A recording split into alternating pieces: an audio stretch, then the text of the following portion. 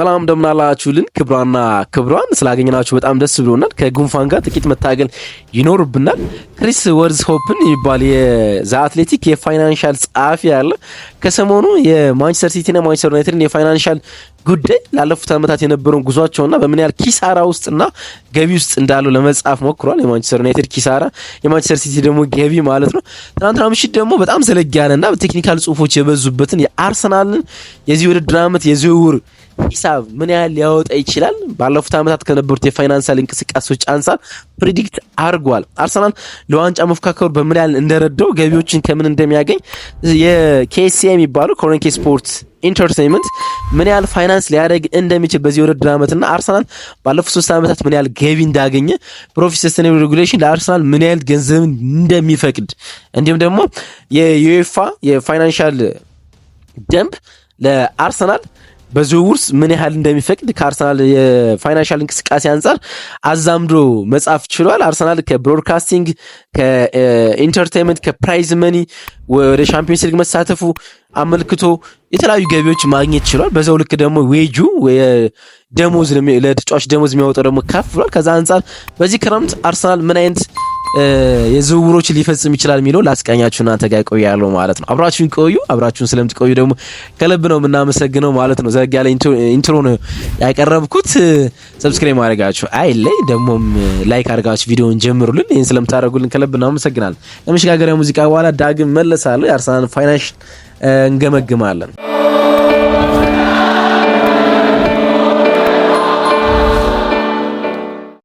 ክሪስ ወርዝስፑን የዘ አትሌቲክ የፋይናንሻል ጸሐፊ ነው፣ ወይም ደግሞ ከእግር ኳሳዊ ልቅ ጉዳዮች ፋይናንስ ላይ ትኩረቱን አድርጎ የሚጽፍ ጋዜጠኛ ነው። ባለፉት 2 ተከታታይ ጽሁፉ ስለ ማንቸስተር ሲቲ እና ማንቸስተር ዩናይትድ የፋይናንሻል ጤናማነትና ወይም ደግሞ ከፋይናንሻል ጋር ያጓደሏቸው ያሉት ነገሮችን በጣም ዘለግ ያለ ጽሁፍ ጽፎ ተመልክተናል። ብዙ የማንቸስተር ዩናይትድ ደጋፊዎችን ደግሞ የሚያስደነግጥ ጽሁፍም ጽፏል። አሁን ደግሞ የአርሰናል የፋይናንሻል ሄልዝ ለመመልከት ለመቃኘት ሞክሯል። ኦልሞስት ከወራት በላይ ይሄ ሪሰርች ፈጅቶብኛል ብሏል። እኛ ሙሉውን አናቀርበው፣ ምክንያቱም ብዙ ቴክኒካል ወርዶች ይበዙታል። የአካውንቲንግ ወይም ደግሞ የኢኮኖሚክስ እውቀት ያስፈልጋሉ። ግን ደግሞ ከላይ ያለውን ነገር ለማንሳት እንሞክራለን እና የሱን ጽሁፍ የዳሰስን የሱን ምልከታ ነው ያጋራናችሁ ምንቆይ ማለት ነው። ከብዙ ጊዜ በኋላ እንግዲህ አርሰናል የዋንጫ ተፎካካሪ መሆን ችሏል። እሱ በፋይናንሻል ሄልዝ ላይ ያለው ሚና በጣም ከፍ ያለ እንደሆነ ይናገራል። 2 አስርተ ዓመታት ወይም ደግሞ ለ2 ዲኬዲ ለተሻገረ ዓመታት አርሰናል የሊግ ዋንጫ ካሸነፈ ቆይቷል። ለመጨረሻ ጊዜ እንግዲህ አርሰናል የሊጉን ዋንጫ ሲያነሳ 2003-4 ኢንቪዚብሉ የአርሰን ቪንገር ስኬት ላይ ነበረ ይሄ መፈጸም የቻለው ማለት ነው። ከዛ በኋላ እንግዲህ አርሰናል ዋንጫዎችን ለማግኘት እንዳልነው 2 አስርተ ዓመታት ያህል ለመሻገር ቆይቷል ማለት እንችላለን። እንግዲህ የእግር ኳስ የተለያየ መልኮች ይኖሩታል፣ ወይም በፍጥነት የሚቀያየር ስፖርት ነው።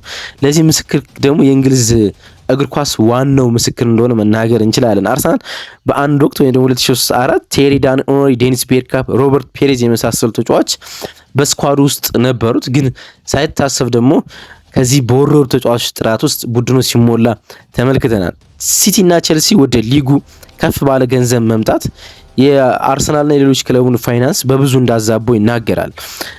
ሁለቱም ክለቦች ወደ ሊጉ መጥተው ኢንቨስት ያደረጉ የመጡት ገንዘብ እና አርሰናል ሲቆዩበት የነበረውን ወይንም ሲሄዱበት የነበረውን የፋይናንሻል አካሄድ ላይ ትልቅ ችግር ፈጥሮ እንኳን ለዋንጫ ለመፎካከል ለሰስቴኔቢሊቲ እንኳን በጣም አሳሳቢ ደረጃ ደርሰው ተጫዋቾቻችሁን መሸጥ፣ እነዚህን ቴሪ ኦንሪ፣ ዴኒስ ቤርካፕ፣ ሮበርት ፔሬዝን ኮንትራታቸውን እየቀደሩ መልቀቅ እንዲሁም ደግሞ ተጫዋቾችን መሸጥ ከተጫዋች ትርፍ ማግኘት ለሰስቴኔቢሊቲ የሚደረግና ለዋንጫ ፉክክር መራቅ ዋናው ጉዳይ ሆኗል። ከዚህ ላይ ደግሞ አርሰናል ከሜዳ ውጭ ሌላ ትልቅ ጉዳይ ገጠመው፣ ኤሚሬትስን መገንባት ማለት ነው። እንግዲህ እነዚህ የኤሚሬትስን መገንባት ኤሚሬትስ በእንግሊዝ በጣም ውብ ስታዲየም እና ዘመናዊ ስታዲየም ሆኖ ቢገነባም የአርሰናል ፋይናንስ ለብዙ ዓመታት አዳክሞት እንደነበረ ይናገራል። ኦሊጋርኮች መምጣታቸው፣ ስቴት የሆኑ ቲሞች መምጣታቸው፣ ስቴት የሆኑ ቲሞች ማለት በመንግስት የሚመሩ ቲሞች እንደ ሲቲ እና ኒካስል አይነት ቲሞች መምጣታቸው፣ ኦሊጋርክ የሆኑት እንደ ቼልሲ ያሉ መምጣታቸው ደግሞ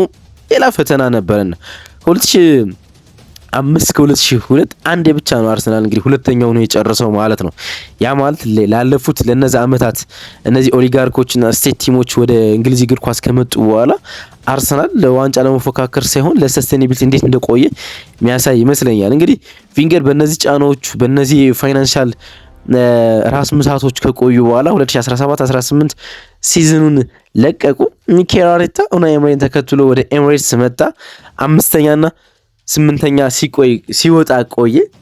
ከዛ በኋላ ግን ያለፉት 3 ዓመታት አርሰናል ዋነኛ ወይም ደንበኛ የዋንጫ ተፎካካሪ ቡድን አረገው። አንዴ በአጋጣሚ መጥቶ ዋንጫ ተፎካክሮ መመለስ ሳይሆን ደንበኛ የዋንጫ ተፎካካሪ ቡድን ማረግ ቻለ ማለት ነው። ባለፉት 2 ዓመታት በብዙ መለኪያዎች ወደ ኋላ እንመለከተዋለን ከዓለማችን ግዙፍ ቡድኖች እንደ አንዱ መሆን ችሏል። አርሰናል እንግዲህ ከሜዳ ውጭም በሜዳ ውስጥም ባሉ ነገሮች ከዓለማችን በጣም ግዙፍ ቡድኖችና የፋይናንስ ሪፖርቶች ሲወጡ በተለያየ ካምፓኒዎች የዛ አትሌቲክ የፋይናንሻል ሪፖርት፣ የብሉምበርግ የፋይናንሻል ሪፖርት፣ የፎርብስ የፋይናንሻል ሪፖርቶች ሲወጡ ከዓለማችን ግዙፍ ቡድኖች እንደ አንዱ የሆነ ከነዛ ዝርዝሮች ውስጥ አርሰናል መመልከት ችለናል ማለት ነው። ባለፈው ዓመት ሌላውን ተውና ባለፈው ዓመት በትርፍ ከዓለማችን ከተመዘገቡ ትርፋማ ክለቦች 7ኛው ነው።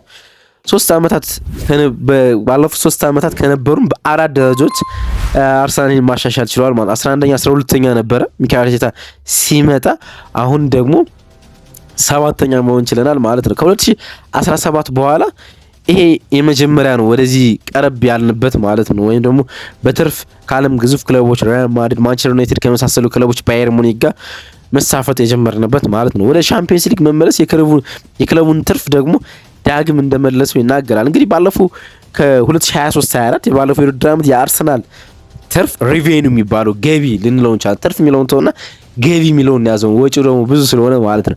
ገቢ 616.6 ሚሊዮን ፓውንድ ነው። 32% እድገት አሳይቷል። 2020 ከነበረው 2020 ለምሳሌ የነበረው አርሰናል ለዋንጫ መፎካከር ከጀመረበት ዓመት በፊት 344.5 ሚሊዮን ዩሮ ነበረ። ከዚህ 32% ማሳደግ ችሏል ማለት ይሄ ገቢ ነው። እንግዲህ ከዚህ ውስጥ ወጪ አለው። እንግዲህ አመታዊ በየአመቱ ከሚያገኘው 150 ሚሊዮን ዩሮ እድገት ማሳየት ይችላል። የሽልማት ገንዘቦች፣ ኮመርሻል ቤኔፊቶች፣ ቻምፒየንስ ሊግ ተሳትፎዎች፣ ብሮድካስቶች እነዚህን ሁሉ ነገሮች ከፍ እንዳደረጉት ይነገራል። እስኪ ጥቂቶችን ትርፎች የት እንደመጡ ልንገራችሁ። እንግዲህ ኤምሬትስ ሲገነባ ከተገነባ 2006 ወደ ኤምሬትስ አርሰናል ከተቀላቀለ በኋላ ከስታዲየሙ የሚገኘው ትርፍ እስካሁን ድረስ ብትመለከቱት 1.6 ቢሊዮን ዩሮ ነው። ስታዲየሙ ሲገነባ ስንት ነው? 315 ሚሊዮን ዩሮ ነበር የወጣበት ስታዲየሙ ማለት ነው። ከዛ በኋላ ስታዲየሙ ከትኬት ብቻ 1.6 ቢሊዮን ዩሮ ማስመዝገብ ይችላል። በአለፈው የውድድር ዓመት 2023-24 ማለት ነው። ማች ዴይ ኢንካም ብንመለከት በጨዋታ ክለቦች የሚያገኙትን ትርፍ ከስታዲየማቸው ትርፍ ሳይሆን ገቢ፣ ከዛ በኋላ ደግሞ ወጪዎች ይኖራሉ። የስቱዋርድ ምናምን ለፖሊስ የሚከፈሉ ብዙ ወጪዎች ይኖራሉ። ግን ደግሞ ከስታዲየም የሚያገኙትን ገቢ ብንመለከት ገቢ ብቻ ዩናይትድ አንደኛ ነው፣ 137.1 ሚሊዮን ያገኛል። ምክንያቱም ኦልድ ትራፎርድ ወደ 75,000 ተመልካች ስለሚይዝ ማለት። አርሰናል ሁለተኛ ነው፣ 131.7 ሚሊዮን ገቢ ያገኛል ከስታዲየም ማለት ነው። ስፐር ሶስተኛ ነው፣ 105.8 ሚሊዮን ያገኛል። በጠቅላላው እንዳልኳችሁ ኤምሬትስ ከተገነባ በኋላ 1.6 ቢሊዮን ዩሮ አርሰናል ማግኘት ችሏል ማለት ነው። እንግዲህ እነዚህ ሁሉ ነገሮች ብንነጋገር አርሰናል በዚህ የውድድር ዓመት ፋይናንስ እንዴት ያደርጋል ወይም ለተጫዋች ዝውውር ምን ያህል ያወጣል የሚለውን ለመመልከት ነው። እንግዲህ ከብሮድካስቶች ሪቬኑ በጣም ብዙ እንዳገኘ ይነገራል። ከኮመርሻል ኢንካም ግን በጣም የተጋነነ ማግኘት ችሏል። እንግዲህ 218.3 ሚሊዮን ዩሮ ከኮመርሻል ቤኔፊት ማግኘት ችሏል። 2022-23 ለመጀመሪያ ጊዜ ለዋንጫ በተፎካከርንበት ዓመት 169.3 ኮመርሻል ኢንካም ወይም ደግሞ ከንግድ ተቋሞች ገንዘብ ማግኘት ችሎ ነበር። ባለፈው የውድድር ዓመት ግን 218.3 ሚሊዮን ዩሮ ማግኘት ችሏል። አዲዳስ ብቻውን በየአመቱ 75 ሚሊዮን ዩሮ ለአርሰናል ገቢ ይሰጣል። ኤምሬትስ ለሚለው ጽሁፍ ከማሊያቸው ፊት ለፊት ፍሮንት ሸርት ለሚባለው ስፖንሰር ከማሊያቸው ፊት ለፊት ኤምሬትስ ኤርላይንስ ለአርሰናል 40 ሚሊዮን ዩሮ ይሰጣል። ይሄ የስታዲየሙን ስያሜ ከገዛበት ገንዘብ ውጭ ማለት ነው። ለዛ ደግሞ የሚሰጠው ገንዘብ አለ። ሶባይ ሪያሊቲ ላለፉት ዓመታት ኮሎን የሚለውን የአርሰናል የትሬኒንግ ግራውንድ ስያሜ እንደገዛው ይታወቃል። ሶባይ ሪያሊቲ የትሬዲንግ ማዕከሉ 15 ሚሊዮን ዩሮ ይሰጣል። ቪዚት ሩዋንዳ የሚለው የእጃቸው የአርሰናል ተጫዋቾች እጃቸው ላይ ላለው ስፖንሰር ደግሞ 15 ሚሊዮን ዩሮ አርሰናል ያገኛል ማለት ነው። በጠቅላላው 218.3 ሚሊዮን ዩሮ ከኮመርሻሎች ማግኘት ችሏል ማለት ነው። ግን ደግሞ ወጪዎችም እንዳሉ አይረሳም። እንግዲህ ዌጁ የአርሰናል የደሞዝ ዌጅ አሁን የተጫዋቾቹ ደረጃ በጣም ከፍና ጥራታቸው እየጨመረ ስለመጣ በጣም ከፍ ብሎ ከፍተኛ ደሞዝ ከሚከፍሉት ቼልሲና ሲቲ ጋር አሁን እኩል መምጣት ችሏል። 400 ሚሊዮን ዩሮ ለደሞዝ በየአመቱ እያወጣ ነው። ሊቨርፑል ከዛ በኋላ ዝቅ ብሎ ይገኛል 387 ሚሊዮን ዩሮ ማለት ነው። እናም ከፍተኛ ደሞዝ ከሚከፍሉ ይሆናል። ደግሞ በዚህ ውድድር አመት ስጋት የሚሆኑ ነገሮች አሉ፣ ወደኋላ አነሳላቸዋለሁ። ባለፉት 5 አመታት ቼልሲ ከአርሰናል ይልቅ አዳዲስ ተጫዋቾችን ማምጣት ችሏል። ከቼልሲ አንጻር ከተመለከትን አርሰናል ሁለተኛ ይሆናል በሊጉ ብዙ ተጫዋቾችን በማምጣት ባለፉት 5 አመታት ሚኬል አርቴታ ቡድኑን ለመገንባት ብዙ አዳዲስ ተጫዋቾችን ማምጣት ችሏል። ቼልሲ 1.4 ቢሊዮን ማውጣት ችሏል ለዝውውሮች ማለት ነው። አርሰናል 991 ሚሊዮን ማውጣት ችሏል። ሲቲ ሶስተኛው ነው የምንመለከተው ባለፉት 5 አመታት።